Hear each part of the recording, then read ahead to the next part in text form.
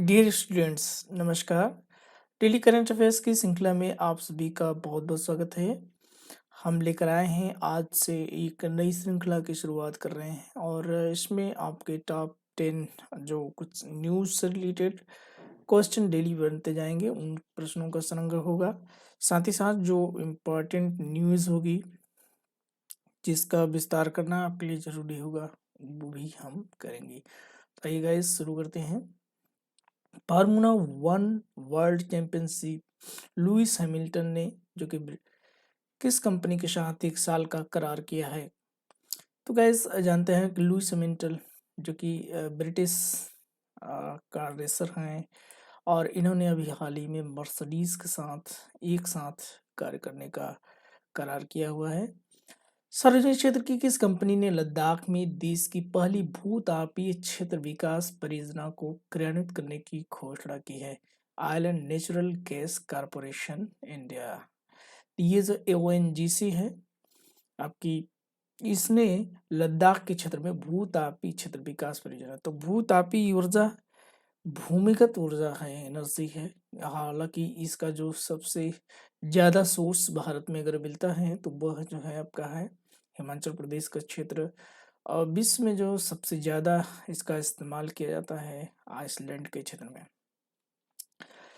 मध्य प्रदेश के सुनील लावर ने अंडर 20 पुरुषों का 5000 मीटर का राष्ट्रीय अवार्ड रिकॉर्ड तोड़ करके किस चैंपियनशिप में गोल्ड मेडल जीत लिया है? राष्ट्रीय रिकॉर्ड किसका तोड़ा भाई? 20 पुरुषों का 5000 मीटर का राष्ट्रीय रिकॉर्ड किसने तोड़ा? सुनील डावर ने। कहाँ के रहने वाले हैं ये? मध्य प्रदेश के। तो ये जो प्रतियोगिता हुई है यह राष्ट्रीय जूनियर एथलीट चैंपियनशिप।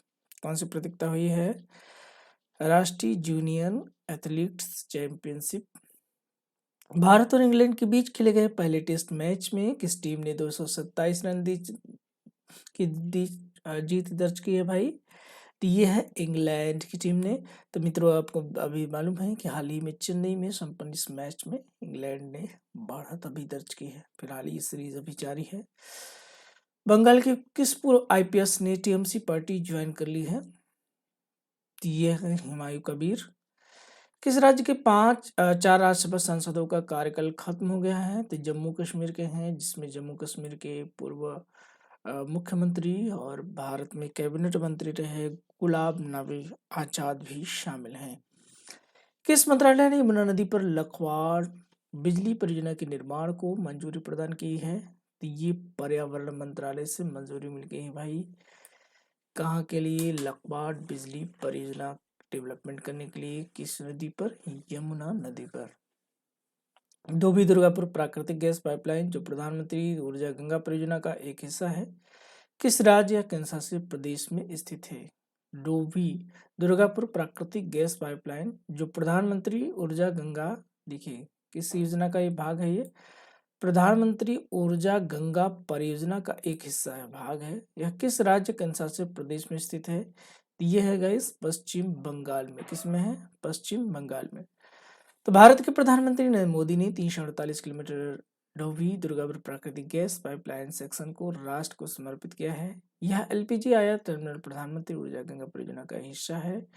उन्होंने राज्य में हल्दिया रिफाइनरी की दूसरी कैटेलिटिक इशूडेव वैक्सिंग इकाई की आधारशिला भी रखी है। तभी हाल ही में प्रधानमंत्री पश्चिम बंगाल के दौरे पे, और इस दौरे के तहत जो है इन्होंने डोभी दुर्गापुर प्राकृतिक गैस पाइपलाइन सेक्शन को राष्ट्र को समर्पित किया है। असम माला कार्यक्रम भारतीय राज्य या केंद्र शासित प्रदेश से शुरू किया गया है, तो स्वाभाविक है इस कार्यक्रम का नाम ही असम से रिलेटेड है। तो ये असम में हुआ।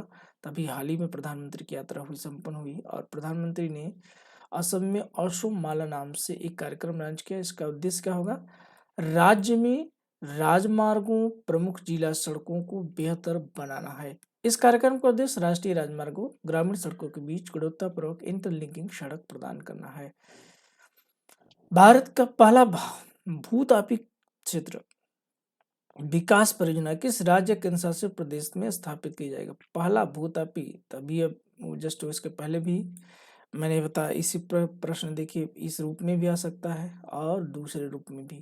तो ये लद्दाख में, तो भारत का पहला भू तापी क्षेत्र विकास परियोजना लद्दाख लेह में स्थित की जाएगी। केंद्र शासित प्रदेश प्रशासन लद्दाख स्वायत्त पहाड़ी विकास परिषद व तेल प्राकृतिक गैस लिमिटेड एनजीसी ऊर्जा केंद्र के बीच इस परियोजना के लिए एक त्रिपक्षीय समझौते पर हस्ताक्षर हुए हैं और ये इस पर एक कार्यक्रम का विस्तार करेगा।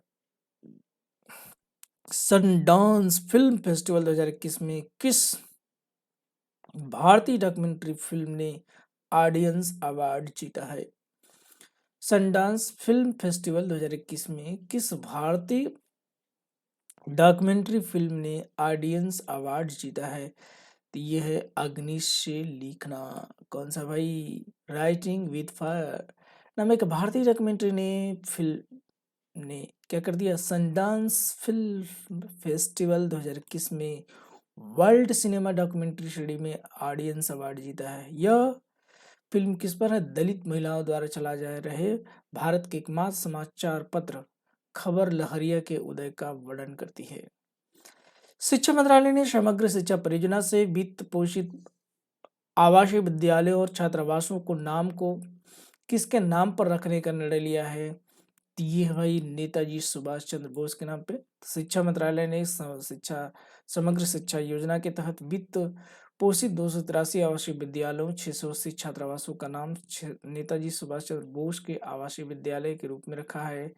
और समग्र शिक्षा योजना के तहत मंत्रालय राज्यों के शासित प्रदेशों को आवासीय स्कूल खोलने और चलाने के लिए आबादी वाले किस प्रकार के कम आबादी वाले क्षेत्रों और आदिवासी क्षेत्रों में स्कूली शिक्षा को बढ़ावा देने के लिए सहायता प्रदान की है। अब आइए गाइस टॉप 10 न्यूज में कुछ चीजों को बताते हैं हमको।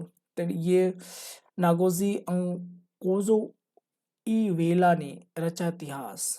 तो क्या रचा इतिहास भाई? ये WTO की हाल ही में इनका महानिदेशक नियुक्त किया गया है। तो WTO के नए निदेशक कौन होंगे? तो ये नाइजीरियाई अर्थशास्त्री हैं नागोजी अंकोजो इवेला। तो ये WTO के नए मेंबर बने, अध्यक्ष बने, निदेशक होंगे। तो ये हमारे लिए बहुत इंपॉर्टेंट न्यूज है नियुक्तियों को लेकर के, अंतरराष्ट्रीय नियुक्तियों को। और WTO वर्ल्ड ट्रेड ऑर्गेनाइजेशन विश्व की प्रमुख संस्था है जिसका आप जानते हैं कि 1995 में पुनर्गठन गैट के स्थान पर WTO के रूप में हुआ और इसके निदेशक होंगे नाइजीरिया अर्थशास्त्री नागिसी अंकोजो इवेला। ये पहली महिला और साथ ही तो WTO की ये क्या होंगी?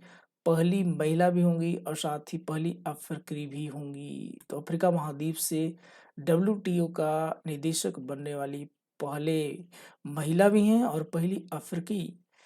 तो नाइजीरिया के पूर्व वित्त मंत्री ये रह चुके हैं अंकोजो इवेला और रॉबर्टो अजेवेदो की जगह लेंगी। तो ये किसका स्थान लेने वाली हैं भाई? इसमें करंट में कौन है?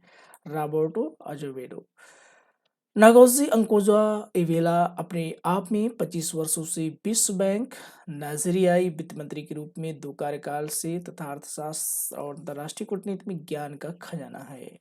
तो ये जो है इकोनॉमिक मामले के जाने माने टॉप एक्सपर्ट हैं दुनिया में। यूपी सरकार का बड़ा फैसला आया है कि ये सभी जमीनों को मिलेगा 16 अंकों का यूनिकोड। तो जिस प्रकार से अब आपको जैसे आधार कोड मिलता है ना, और आधार कार्ड में आप क्या करते हैं आपको भी उसमें भी यूनिकोड मिलता है, तो ठीक प्रकार से जमीन की जो खरीद फरोख्त की धोखाधड़ी है, इस धोखाधड़ी को रोकने के लिए, विरासत में धोखाधड़ी को रोकने के लिए अब यूनिकोड होगा। इसी यूनिकोड से जमीन की पहचान की जाएगी।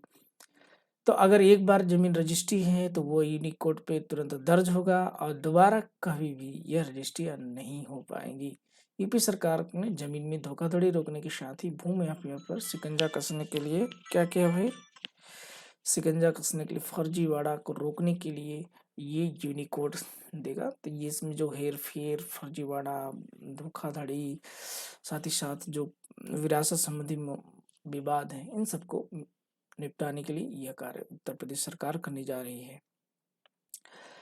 भारत अमेरिका का संयुक्त सैन्य अभ्यास राजस्थान में शुरू हुआ है। तो फ्रांस और भारत की वायुसेनाओं द्वारा जनवरी और 2021 में राजस्थान में 5 दिनों संयुक्त अभ्यास के बाद यह कार्य शुरू हुई है। रक्षा प्रवक्ता लेफ्टिनेंट कर्नल अमिताभ शर्मा के अनुसार सैन्य विनिमय कार्यक्रमों के एक हिस्से के तौर पर संयुक्त राज्य अमेरिका की सेना की टुकड़ी 5 फरवरी को भारतीय सेना के सैनिकों के साथ संयुक्त अन्य सैन्य अभ्यास में भारत आएगी।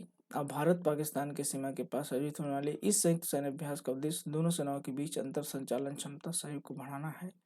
यह अभ्यास संयुक्त राष्ट्र के जनादेश के तहत आतंकवाद विरोधी अभियानों पर भी केंद्रित रहेगा। तो ये रहे महत्वपूर्ण न्यूज।